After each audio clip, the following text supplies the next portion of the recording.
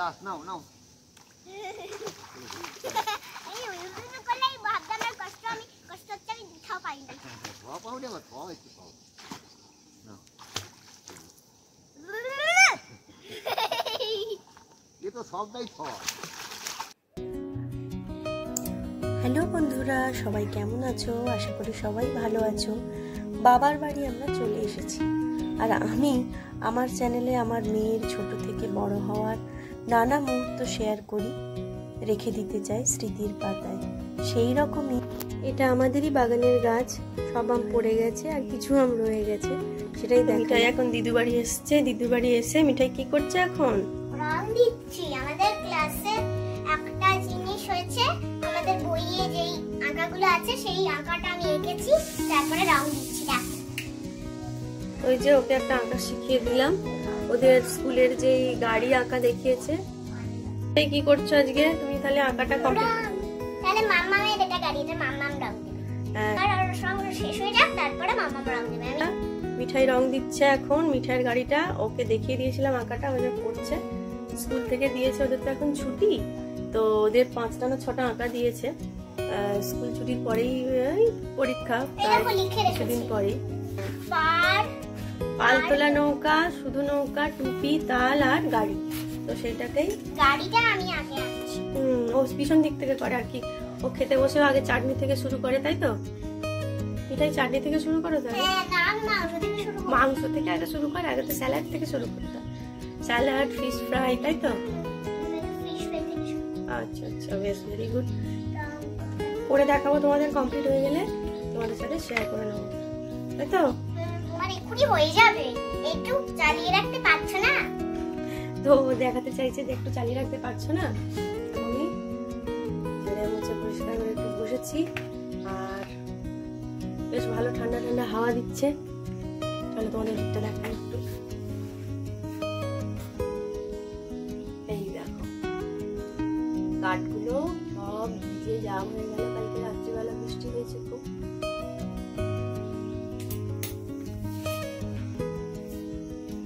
এখানে ওয়েদারটা এত সুন্দর, এত হাওয়া দেয় এখানটা বসলে, কি বলবো।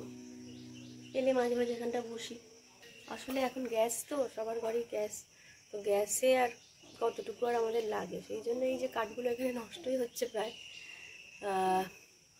ওই টুকটাক শীতকালটায় অবশ্যই লাগে গরম জল টল করার জন্য। আর এই যে পাড়া হয়নি, পড়ে রয়েছে। আর এখানে একটা না সুন্দর একটা কি বলবো, কাগজ ফুলের গাছ ছিল, কিন্তু সেটা ওই যে থাকার অভাবে মারা গেছে। দেখো কাঁটাগুলো দেখা যাচ্ছে। এই গাছটা খুব সুন্দর ছিল, একদম তোমার গোলাপি কালার, ডিপ গোলাপি কালারের ফুল হতো, খুব সুন্দর দেখতে লাগতো। কিন্তু কেউ পরিচর্যার জন্য ছিল না, আমরা সব ওখানে ছিলাম, সেই জন্য গাছটা প্রায় মরেই গেল, প্রায় না মারাই গেছে। তো আবার একটা চারা এনে লাগাতে হবে। হয়ে গেছে। ছোটবেলায় আমরা এখানটা ওই যে বাঘবন্দি খেলতাম, দেখো এখানে এখনো করা আছে আর কি।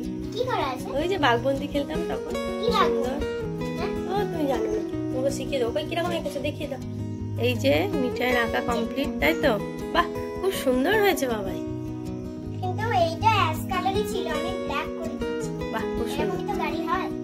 খুব সুন্দর দেখতে লাগছে। আর গরমে ওর স্কিনটা একদম হয়ে গেছে, ঘামাচি একটু বেরিয়েছে। হ্যাঁ, এবার বলে দাও। আচ্ছা, আমি রং দিই।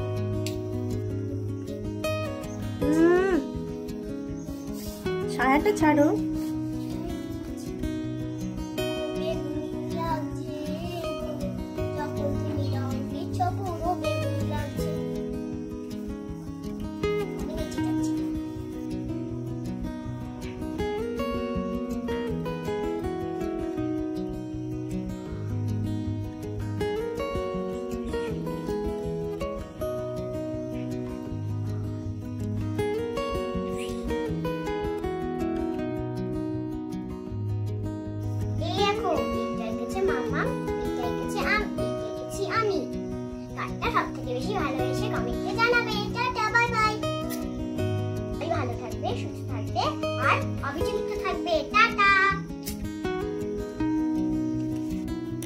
তো আমি একটা ছোট্ট করে এঁকে নিলাম। তোমরা আমার চ্যানেলে গিয়ে দেখতে পারো অবশ্যই। শর্টসে আমি আঁকাগুলো দিই, তো দেখার অনুরোধ রইল। যদি ভালো লাগে তো একটা সাবস্ক্রাইব করে পাশে থেকো। চলো, আমি তো জানতাম আজ না ছোটবেলার কথা বড় মনে পড়ছে। সেরকমই একটি মুহূর্ত এসে হাজির হয়েছে আমার সামনে, তো সেটাই তোমাদের সাথে শেয়ার করতে চলেছি। শিখে গেছিস তাহলে? এটা হচ্ছে আমাদের গ্রামের পুকুর। এখানে আমরা ছোটবেলায় আমাদের কত বান্ধবীদের সাথে যে আমরা এখানে এক পার থেকে আরেক পারে গেছি যে কি বলবো। তো আমাদের মধ্যে প্রতিযোগিতাও হতো, আর বেশিরভাগ সময় আমিই ফার্স্ট হতাম। তো সেরকমই একটি আজকে মুহূর্ত আমার সামনে এসেছে। বাবা যেমন আমাকে ছোটবেলায় সাঁতার শেখাতো এই পুকুরেই, আজ আমারও সন্তান চড়না পুকুরে ওই সুবিধা শিখছে, যা জীবনের সঙ্গী হবে বা কোনোদিন ভোলা যায় না। তো সাঁতারটা এখানেই শেখাচ্ছি। যদিও এখন পুকুরটা অনেকই অগভীর হয়ে গেছে, কারণ আমাদের সময় পুকুরটা এত বিস্তৃত ছিল না। আসলে পুকুর তো দিনের দিন বাড়তেই থাকে। তো দেখো দূরের নারকেল গাছগুলো শিকড় পর্যন্ত বেরিয়ে গেছে। তখন এইগুলো এর পাড়ের উপর দিয়ে একটা রাস্তা ছিল, তাই আজ আর এই রাস্তাটা দেখাই যায় না। সেই রাস্তাটা, এই রাস্তা ধরেই আমরা আমাদের বাগানে যেতাম। আর ওই যে দেখছো দূরে নারকেল গাছটা, তো ওখান থেকে সব আমাদের যে দাদারা ছিলেন তারা ওখান থেকে লাফ দিতেন পুকুরে। আর এই দুদিন হলো পুকুরে নামছে, তো এর মধ্যেই যে এতটা শিখে যেতে পারবে সেটা কখনোই ভাবিনি। এই শোলাটা নিয়ে ও শেখার চেষ্টা করছে।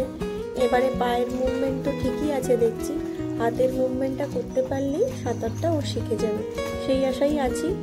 আর যেদিন পুরোপুরি শিখে যাবে, যদি এখানে শিখে যায় তো খুবই ভালো, আর সেইটাও আমি তোমাদের সাথে নিশ্চয়ই শেয়ার করব। দিন তো দিনের মতো চলে যাবে, সময়ও সময়ের মতো যাবে, কিছুর জন্যই কিছু থেমে থাকবে না। শুধু মুহূর্তগুলো যদি আমরা কোনো জায়গায় ক্যাপচার করে রাখতে পারি, সেটাই স্মৃতি হিসেবে থেকে যাবে এবং আমরা অতীতকে আবার ফিরে পেতে পারবো। তো সেই আশাতেই এই ছোট ছোট টুকরো টুকরো ভিডিওগুলো বাবু রেখে দিই, যাতে পরবর্তীকালে দেখে এই আনন্দটা উপভোগ করতে পারে এবং কারা ওর জন্য কত কিছু করেছিল সেটা মনের মনিকোঠায় অবশ্যই একদিন ও রেখে দিতে পারবে। তো আজকের মতো কি বলি, ভিডিওটা এখানেই শেষ। সবাই ভালো থাকবেন, সুস্থ থাকবেন আর অবিচলিত থাকবেন। আর ব্লগগুলো যদি একটু ভালো হয়, আমি তো অতটা ভালো করে কিছু করতে পারছি না, তো যদি একটুকু ভালো লাগে তো অবশ্যই আমার পাশে থাকবেন, চ্যানেলটাকে সাপোর্ট করবেন এবং সাবস্ক্রাইব করবেন। তো ধন্যবাদ ভিডিওটা দেখার জন্য।